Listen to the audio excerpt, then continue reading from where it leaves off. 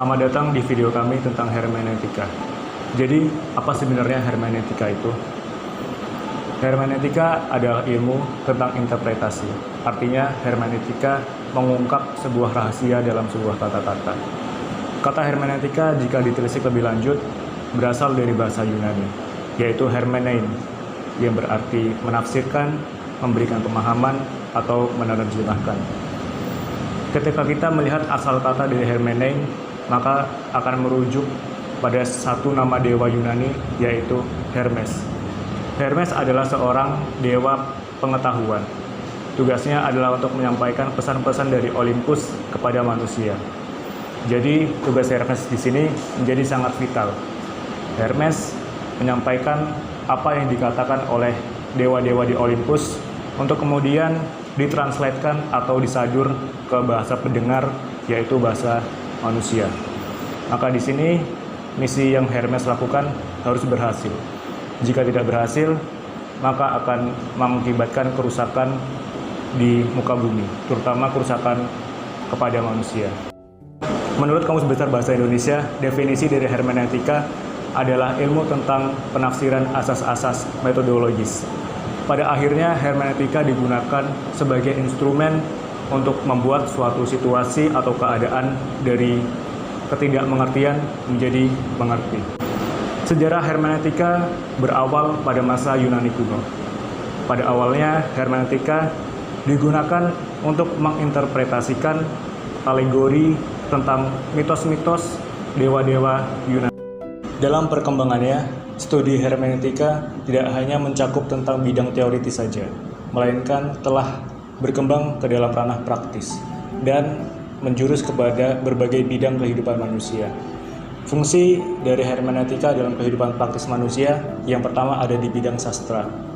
Ketika kita membaca sastra klasik, maka kita harus memahami sejarah, budaya, dan juga psikologis penulisnya. Dan ini menjadi satu kajian hermeneutika yang penting untuk mengungkapkan makna dari suatu karya sastra. Yang kedua, ada dalam bidang agama.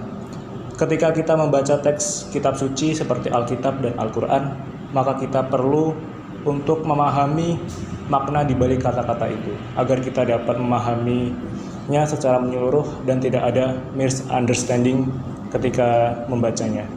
Yang ketiga, ada di bidang hukum. Di bidang hukum, hermeneutika digunakan untuk memahami suatu undang-undang ataupun konstitusi, agar makna dari kedua instrumen tersebut tidak menjadi ambigu.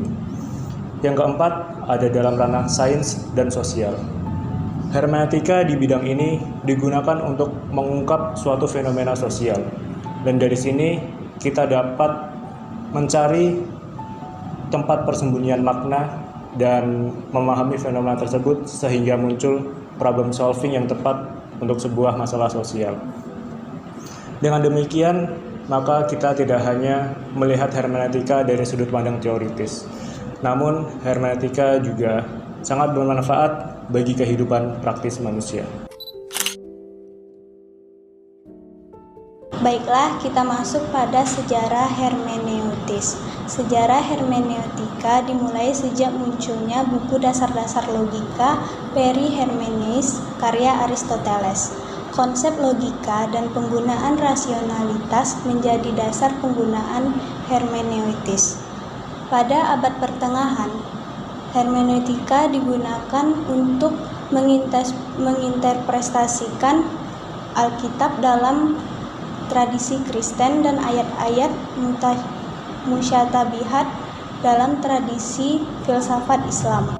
Ketika Eropa memasuki masa pencerahan, hermeneutika berkembang menjadi disiplin filsafat Islam yang lebih luas.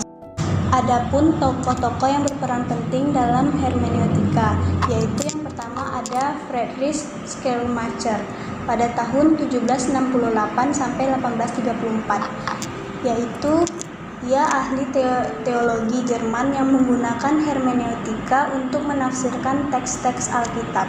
Selanjutnya ada Hans Gadamer, yaitu tokoh terdepan dalam hermeneutika modern. Konsepnya mengenai horizon of understanding dan fusion of horizon sangat mempengaruhi pemahaman kita terhadap teks. Yang ketiga ada Wilhelm Dilthey, yaitu filsuf Jerman yang mengembangkan hermeneutika sebagai landasan metodologi ilmu-ilmu humaniora. Yang terakhir ada Paul Ricoeur. Selain Gadamer, Ricoeur juga merupakan tokoh terkemuka dalam hermeneutika modern. Dia menggabungkan elemen-elemen dari fenomenologi dan strukturalisme. Nah, selanjutnya kita akan membahas tentang konsep-konsep hermeneutika. Nah, di dalam metodologi hermeneutika ini terdapat beberapa konsep kunci yang perlu kita eksplor lebih mendalam. Yang pertama ada konteks dan keseluruhan, kemudian ada subjektivitas dan interpretasi, kemudian ada lingkaran hermeneutik, yang keempat ada kritik historis, serta ada keterbukaan terhadap makna. Nah, kita akan membahas satu persatu dulu, dimulai dari konteks dan keseluruhan. Nah, hermeneutika ini menekankan pentingnya memahami teks dalam konteks secara keseluruhan. Nah, ini bukan hanya tentang menguraikan kata demi kata, tetapi juga memahami bahwa kita tuh perlu adanya latar belakang sejarah, budaya, serta bahasa di mana teks itu muncul. Nah, sebagai contoh, ketika kita membaca sebuah puisi klasik, kita tidak hanya memberikan makna pada teks-teks tersebut, tetapi kita juga memahami bagaimana konteksnya, seperti siapa penulisnya, apa situasi pada saat itu, serta bagaimana puisi itu berbicara kepada pembacanya. Yang kedua yaitu subjektivitas dan interpretasi. Nah, hermeneutika mengakui bahwa interpretasi adalah tindakan dari subjektivitas. Setiap pembaca akan membawa pengalaman, nilai, serta pandangan dunia mereka sendiri. Nah, sebagai contoh, ketika ada dua orang yang membaca teks yang sama akan membawa pemahaman yang berbeda. Nah, hal ini akan menantang kita untuk memahami atau mengetahui bahwa tidak ada satu makna sejati yang mutlak dalam sebuah teks. Yang ketiga yaitu lingkaran hermeneutik. Nah, lingkaran hermeneutik ini mengajarkan kita bahwa pemahaman adalah proses iteratif yang kita mulai dari pemahaman awal, kemudian kita menggali pemahaman yang lebih dalam dan kembali lagi ke pemahaman yang lebih baik. Nah, hal seperti ini seperti mengulangi lingkaran. Kemudian setiap kali kita mengelilingi teks akan membawa pemahaman yang lebih baik atau lebih mendalam. Yang keempat yaitu kritik historis. Nah, hermeneutika juga melibatkan kritik historis. Nah, hal ini mengharuskan kita untuk memeriksa konteks sejarah di mana teks itu muncul. Nah, sebagai contoh, ketika kita memahami teks Alkitab, kita juga harus mengetahui budayanya, bahasanya, serta bagaimana norma-norma pada saat penulisan teks tersebut. Yang terakhir yaitu keterbukaan terhadap makna. Nah, hermeneutika mengajarkan kita untuk tetap terbuka terhadap berbagai makna. Teks itu bisa saja memiliki banyak makna, tetapi kita tidak boleh terjebak dalam satu interpretasi saja. Kita juga harus mempertimbangkan berbagai kemungkinan makna yang ada. Mungkin cukup sekian yang dapat kami sampaikan di dalam video ini. Kami berharap di dalam video pembahasan ini bisa memberikan manfaat untuk teman-teman semua.